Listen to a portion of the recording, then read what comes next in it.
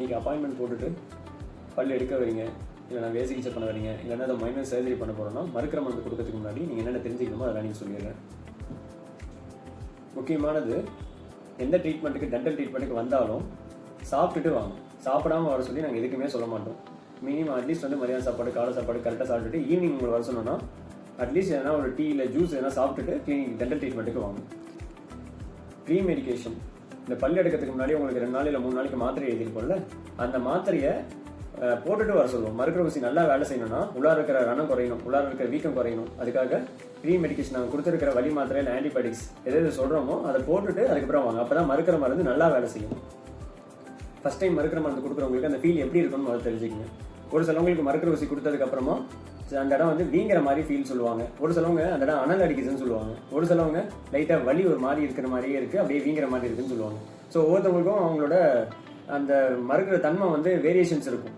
இந்த வீங்கிற மாதிரி இருக்கிறதோ இல்லை மறுக்கிற மாதிரி இருக்கிற அந்த ஷாக் அடிக்கிற மாதிரி இருக்கிறதோ இல்லை லைட்டாக பெயினோட வலியை வீங்கிற மாதிரி இருக்கிறது எல்லாமே நார்மல் தான்.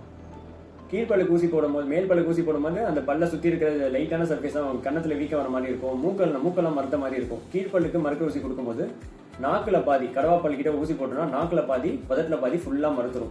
ஊசி போட்டதுக்கப்புறம் நாக்கை உதட்ட ஏதோ ஒரு சைட்லாம் கடிச்சு பார்க்கக்கூடாது. ஊசி போட்ட பக்கம் ஊசி போடாத பக்கம் 2 சைடும் கடிச்சு பார்க்காதீங்க.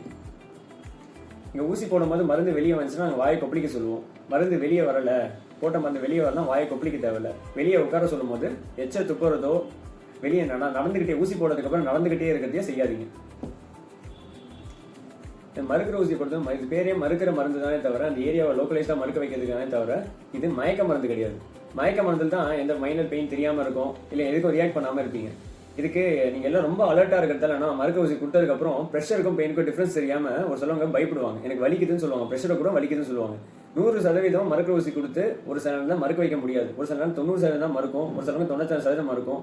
ரொம்ப ரேரான கேசஸ் தான் 100% மறுக்கும். அந்த சின்ன பெயினுக்கு நீங்கள் பதட்டப்பட்டீங்கன்னா ஹார்ட் பீட் ரைஸ் ஆகும், பிபி ரைஸ் ஆகும்.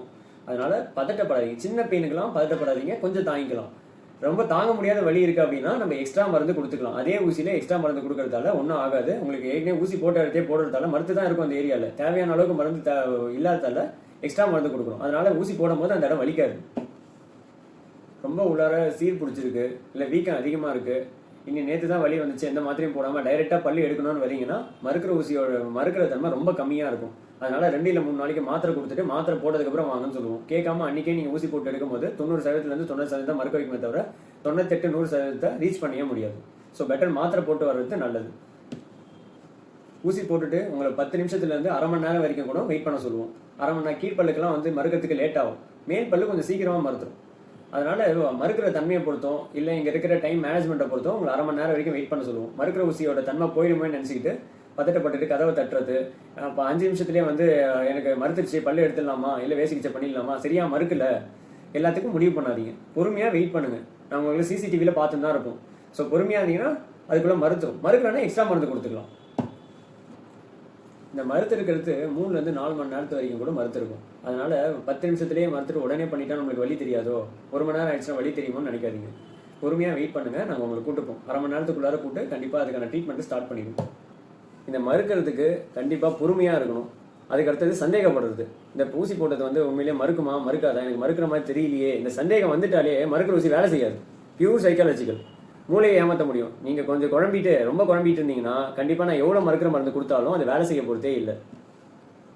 ஊசி போட்டு வெளியே உட்கார வைக்கும் போது எச்சை வெளியே துப்பக்கூடாது, நடந்து பார்க்கக்கூடாது, அதே மாதிரி கடிச்சு பார்க்கக்கூடாது. ஊசி போட்ட பக்கம் ஊசி போடாத பக்கம் 2 சைடையும் கடிச்சு பார்ப்பாங்க. நாக்கு வலி மறுத்துருக்கா கடிச்சு பார்ப்போன்னு கடிச்சு பார்த்தா ஃபுல் சதையும் கடிச்சிக்கிட்டு அடுத்த நாள் வாயை திறக்க முடியாமல் போயிடும். எங்ககிட்ட மெடிக்கல் ஹிஸ்ட்ரியை மறைச்சிட்டு மெடிக்கல் உடம்புல என்ன பிரச்சனை இருந்தால் பல்லு எடுக்க மாட்டாங்க, எனக்கு வலி இருக்குது உண்மையை சொன்னால் எடுக்க மாட்டாங்கன்றதுக்காக மறைச்சிட்டு மறுக்க ஊசி கொடுத்துட்டு என்ன ட்ரீட்மெண்ட் எடுத்தீங்கன்னா அதோட காம்ப்ளிகேஷன்ஸை நீங்கள் தான் ஃபேஸ் பண்ணணும். அதனால எந்த மெடிக்கல் ஹிஸ்ட்ரி இருந்தாலும் சொல்லிடுங்க, அதுக்கேற்ற மாதிரி நம்ம பார்த்துக்கலாம். பிபி, சுகர், கிட்னி பிரச்சனை, ஹார்ட் பிரச்சனை, வேற என்ன கல்லீரலில் பிரச்சனை, எந்த பிரச்சனை இருந்தாலும் சொல்லிடுங்க, அதுக்கேற்ற மாதிரி நம்ம ட்ரீட்மெண்ட் எடுத்துக்கலாம். இல்லைனா மெடிக்கல் ஒப்பீனியன் வாங்கிட்டு வந்துட்டு அதுக்கேற்ற மாதிரி நம்ம மறுக்கிற மருந்தை மாற்றி போட்டுட்டு அதுக்கான ட்ரீட்மெண்ட் எடுத்துக்கலாம்.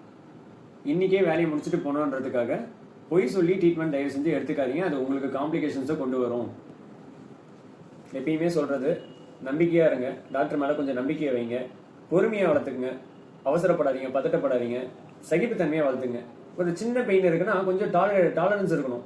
எல்லாத்துக்கும் ஓவர் ரியாக்ட் பண்ணால் ட்ரீட்மெண்ட் கொடுக்க முடியாது. அப்படி ஓவர் ரியாக்ட் பண்ணீங்கன்னா நீங்கள் மயக்க மருந்து கொடுத்து தான் ட்ரீட்மெண்ட் எடுத்துக்கணும்.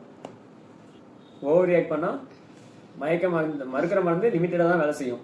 ஸோ பெட்டர் மயக்க மருந்து கொடுத்து ட்ரீட்மெண்ட் எடுக்கிறது தான் நல்லது. அதுக்கு நீங்கள் ஹாஸ்பிட்டல் செட்டப்புக்கு போகணும், ஆப்ரேஷன் தேட்டரில் ரெடி பண்ணிவிட்டு அப்புறம் தான் பண்ண முடியும். ஸோ பெட்டர் சின்ன பெயின், மைனரான பிரச்சனை இதெல்லாம் வந்து கொஞ்சம் டாலரேட் பண்ணிக்கிறது நல்லது. இதுதான் அந்த சகிப்புத்தன்மை, கொஞ்சம்னா சகிப்புத்தன்மையை வளர்த்துக்குங்க.